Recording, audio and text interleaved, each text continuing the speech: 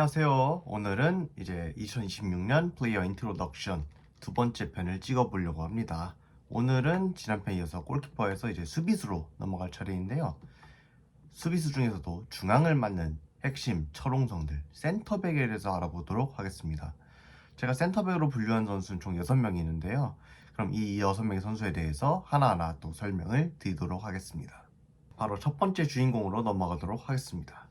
인천이 새로운 주전 수비수로 예상되는 외국인 선수입니다. 2번을 달고 입성한 후안 이비자 선수입니다. 후안 이비자 선수 같은 경우에는 본명은 또 후안 페르난데스 블랑코인데요. 이제 태어난 지역이 스페인 이비자라서 그 이름을 어릴 때 붙여 부르던 게 고차가 돼가지고 이렇게 후안 이비자라는 별명을 또 얻게 되었고요. 인천이 외국인 선수 이름을 띄어쓰기를 포함해서 등록한 적이 그전까지 없었는데 후안 이비자 선수가 처음으로 띄어쓰기를 포함한 풀네임 후안 이비자로 사용을 하게 됐고요. 이 선수는 이제 나이대는 95년생으로 30줄에 들어가 있는 선수죠. 이제 팀에서는 제일 베테랑 수비수 라인에 들어가게 될 예정이고요. 스펙은 이제 188cm라는 꽤나 장신이 선수입니다. 거기 왼발잡이이기 때문에 뭐 현대 축구에서 전실적 가치가 좀 높은 유형의 축구 선수고요. 중앙 수비수를 현재 메인으로 보고 있는데 어릴 때는 미드필더 쪽에서 뛰다가 이후 수비수 내려오고 양쪽 풀백도 경험한 적이 있는 유틸리티성을 지니고 있습니다. 이 선수의 경력을 짚어보도록 하겠습니다. 이 선수는 비아레알이 유스 출신인데요. 비아레알에서 이제 C팀, B팀까지 뛰었지만 1군까지 올라가지는 못했습니다. 그러다가 알메리아라는 팀으로 임대를 가서 거기에서 경기를 좀 많이 소화하게 되었고요. 그러면서 스페인 2부 리그를 중심으로 여러 팀들을 돌았습니다. 부상이 몇 번 와가지고 살짝 커리어에서 주전 도약하는데 어려움을 겪은 기간이 있었고요. 그러다 보니까 조금 더 올라갈 수 있는 시기에 애매하게 성장을 한 부분이 약간은 아쉬웠던 선수입니다.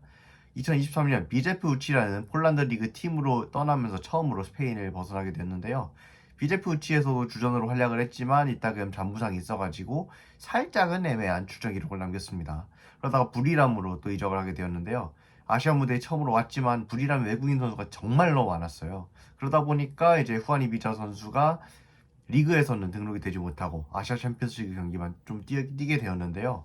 아무래도 입지가 애매하다 보니까 좀 더 많은 경기를 뛸 수 있는 팀을 본인도 원했던 것 같아요. 그러다가 때마침 왼발잡이 수비수를 필요로 하던 인천과 연결이 되어서 임대 신분으로 인천에 합류하게 된 케이스입니다. 이 선수의 주요 장단점을 알아보자면 일단 188cm라는 장신에 걸맞게 제공권이 뛰어난 편입니다.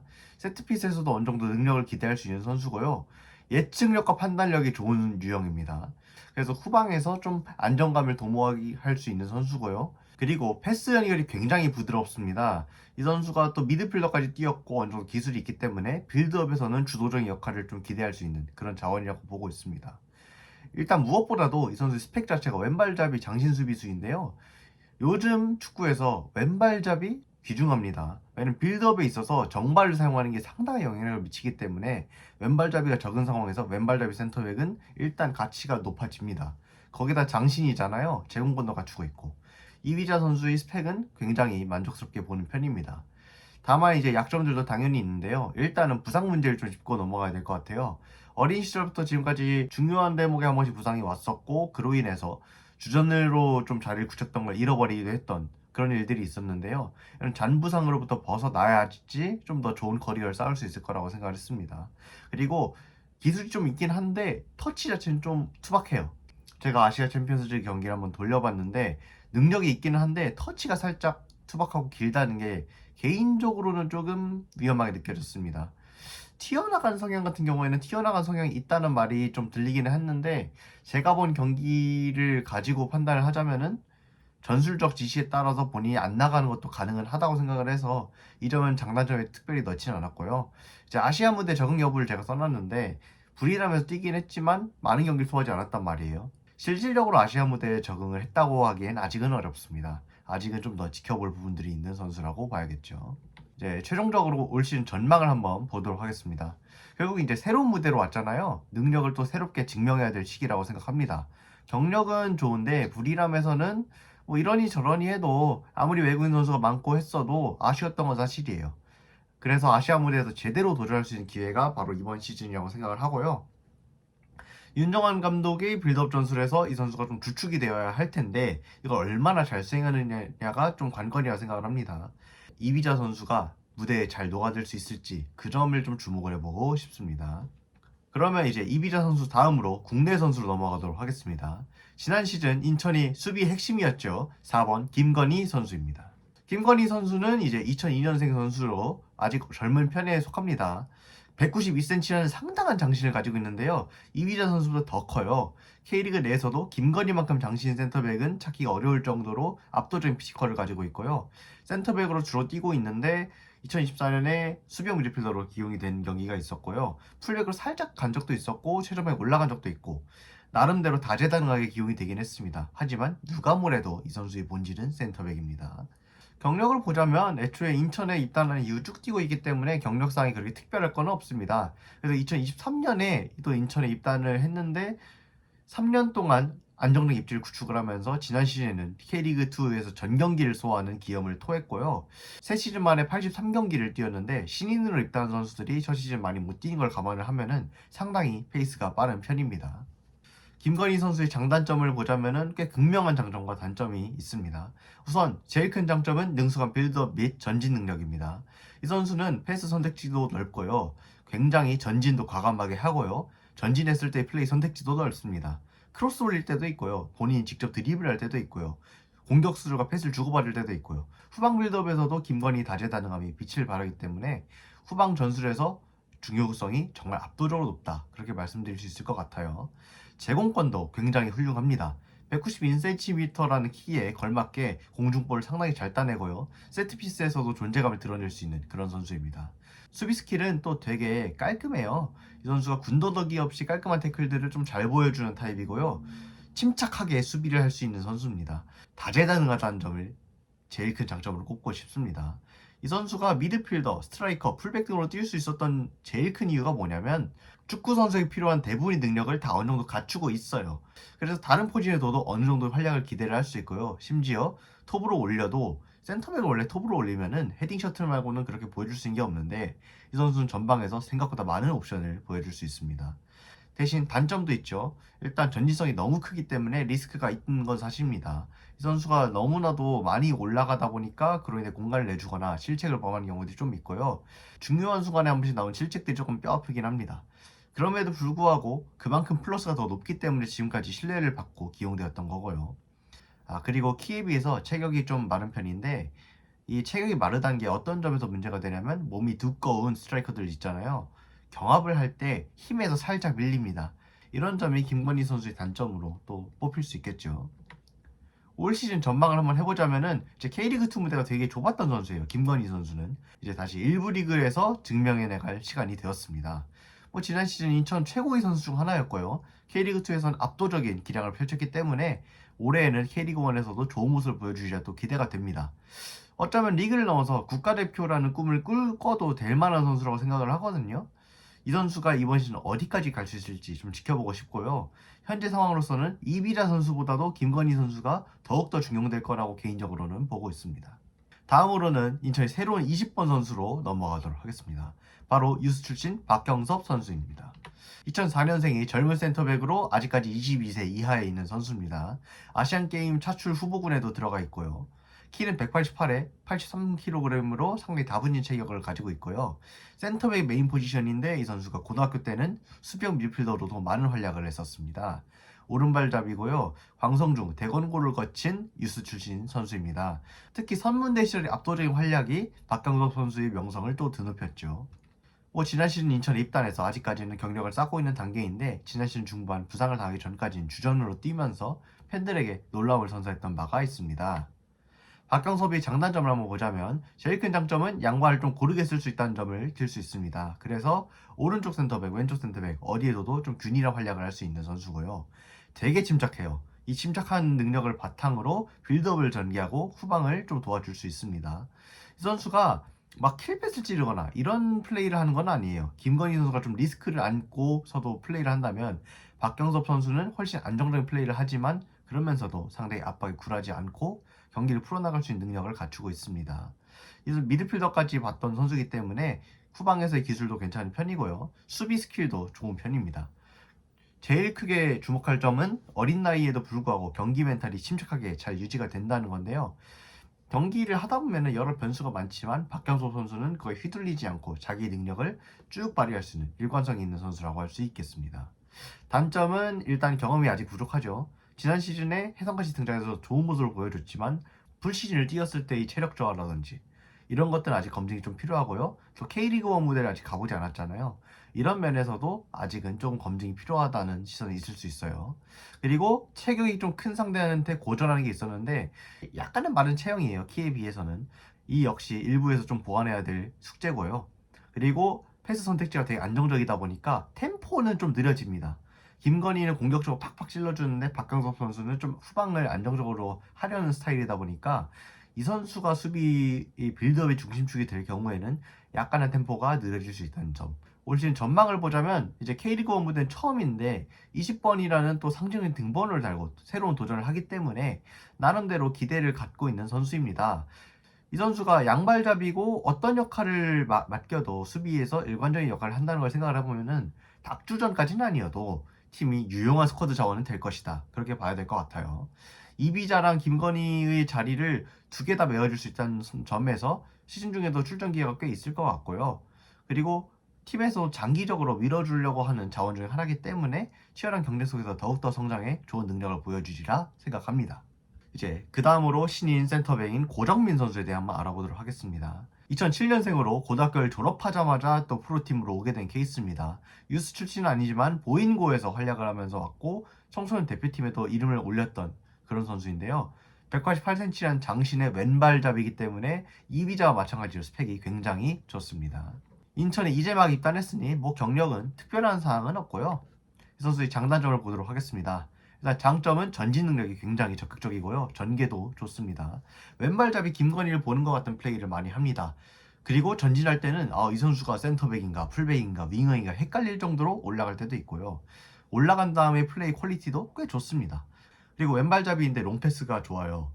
뭐 독자적으로 방향 전환을 좀 해줄 수 있고 경기 흐름을 잡아줄 수 있다는 점을 높게 사고 싶습니다. 적극성도 높고 제공권도 좋은 선수이기 때문에 장기적으로 더 좋은 선수가 되리라 생각을 하는 제목입니다. 물론 약점도 아직 있는데요. 일단 전진 리스크가 있어요, 확실히. 김건희 선수 이상으로 많이 올라가기 때문에 그만큼 리스크가 있고요. 가끔 후방 집중이 떨어져서 좀 쉬운 패스를 미스를 범한 경우도 몇 개 있더라고요. 그래서 이런 부분들에서 안정감을 갖기 위해서는 경험을 더 쌓아야 한다. 아직까지 출발점에 있는 선수이기 때문에 프로 무대에서의 경쟁력을 차차 입증을 해나가야 한다고 보고 있습니다. 올 시즌 한번 전망을 예상을 해보자면 제목은 확실히 훌륭합니다. 근데 경험이 아직 없는 선수이기 때문에 속단하기는 좀 이르고요. 이 선수가 기다림은 필요할 거라고 생각을 해요. 하지만 왼발잡이 장신 센터백은 윤정환 감독님도 원했던 스펙이고요. 시즌 중간에 이 선수가 큰 성장을 보인다면 기회가 올 수도 있다고 생각합니다. 애초에 윤정환 감독님 자체가 젊은 선수에게 기회를 인색하게 주지 않기 때문에 능력을 보여준다면 꽤 빨리 뛸 수도 있고요. 프리시즌 동안에 부상이 있었다는 이야기가 있는데 잘 털고 돌아와서 준비를 잘 해서 프로 무대에도 빠르게 안착하면 좋겠습니다. 고정민 선수 다음으로는 이번 이적 시장에서 인천으로 오게 된 선수, 또 화제 인물이었던 선수를 다뤄보려고 합니다. 바로 25번 정태욱 선수입니다. 1997년생으로 이제 전성기 나이대에 있는 선수긴 한데 최근에 좀 부침이 있었던 케이스입니다. 센터백이 메인 포지션이고 가끔 스트라이커로 올라가서 이제 제공권 장악 용도로 기용된 적도 있습니다. 195cm나 엄청난 키를 가지고 있는데요. 김건희 선수보다 더 큰 케이스입니다. 네, 거기에다가 이 선수는 최고 커리어가 성인 국가대표팀 발탁까지 있습니다. 데뷔전을 치르진 못했지만 벤투 시절 국가대표팀에 함께 한 적이 있을 정도로 기대를 많이 받은 센터백입니다. 이제 클럽 경력을 보자면은 제주유스 출신인데 아주대를 거쳐서 콜업이 되어서 프로에 올라왔습니다. 근데 그때는 스트라이커로 셔틀로 좀 많이 쓰여가지고 빛을 발하지 못하다가 대구로 트레이드를 통해서 이적을 했고요. 대구 이적 이후 K리그 1에서도 손꼽을 만한 수비수로 성장을 하면서 대구 3백이 주축으로 성장을 했습니다. 이 시기가 국가대표팀까지 올라갔던 시기였죠. 그러다 거액의 이적료와 함께 전북으로 이적을 했지만 전북 이적 후 달라진 전술에 적응하지 못하고 부진에 시달렸습니다. 그리고 그 와중에 좀 사건 사고도 있었고요. 그러다가 웨스턴 시드니로 임대를 떠나게 되었는데 여기서 또 불운한 부상으로 시즌을 많이 소화하지 못하고 한국으로 돌아온 뒤 FC 서울에 임대가 되었었지만 여기에서도 후보 신세를 면치 못하면서 커리어가 많이 꼬였는데요. 그런 상황에서 전환점을 마련하기 위해서 택한 게 바로 인천 이적이었습니다. 장단점을 보자면 일단 초장신이 피지컬이 명확한 장점입니다. 청대 시절에는 세트피스 득점도 되게 좋았고 공격수로 뛸 수 있을 정도로 기본적인 제공권은 어느 정도 갖춘 선수라고 봐야겠죠. 수비 스타일은 꽤 지능적입니다. 타이터로 가기에는 본인이 스피드가 약하다는 걸 아니까 예측 수비를 많이 하는 편이었는데 이 예측 수비가 꽤 정확도가 높고 성공하면은 팀에 안정감을 줄 수 있는 그런 수비 유형입니다. 그러면서도 의외로 전진성이 좋고요. 공격 가담도 생각보다 날카로워요. 대구에서 3백에서 뛸 때는 이런 적극적인 전진 능력을 바탕으로 공격 상황에서 하나의 옵션을 제공을 해줬는데요.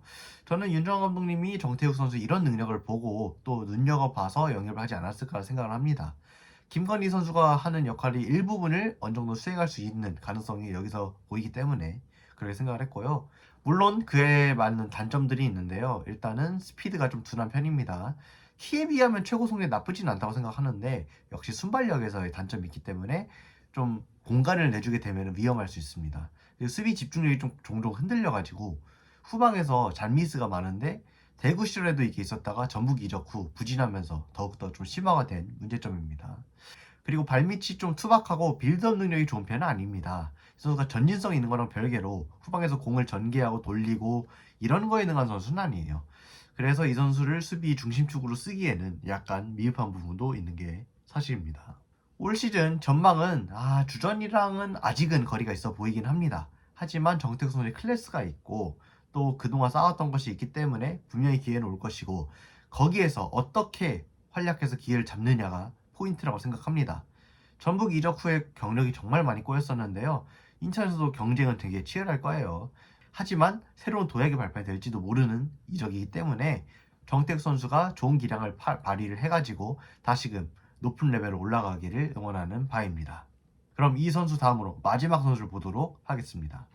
바로 역시 이번 이적 시장에서 인천으로 합류한 34번 강영훈 선수입니다. 강영훈 선수는 이제 1998년생 센터백이고요. 윙백도 볼 수 있습니다. 187cm의 왼발 센터백으로 역시 왼발잡이 장신 센터백이라는 희귀한 스펙을 지니고 있어요. 경력을 보자면 전이맨입니다. 시즌마다 팀을 자주 바꿔왔던 편인데요. 이 선수가 경력을 하위 리그에서 먼저 시작을 했습니다.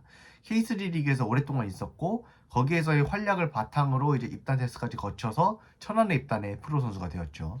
천안에서 주전으로 뛰면서 K리그2에서의 경쟁력을 검증을 한 결과 올 시즌 1부 리그 무대에 처음으로 합류할 수 있게 되었습니다.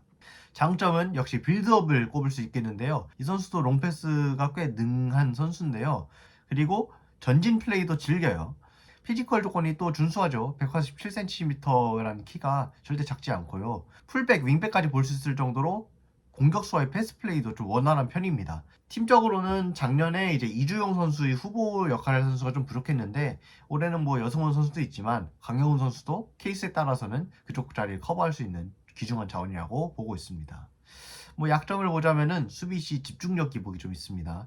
한 번씩 이런 실수하면 안 되는데 하는 지점들이 좀 있어가지고 그 부분이 K리그2에서도 약점을 작용을 했고요. 그리고 공중전에서 위치를 놓치는 경향이 살짝씩 있는데요. 제공권이 나쁜 건 아니에요. 그런데 한 번씩 공중전에서 위치를 잘못 잡아서 좀 공략을 당하는 경우가 있었는데요.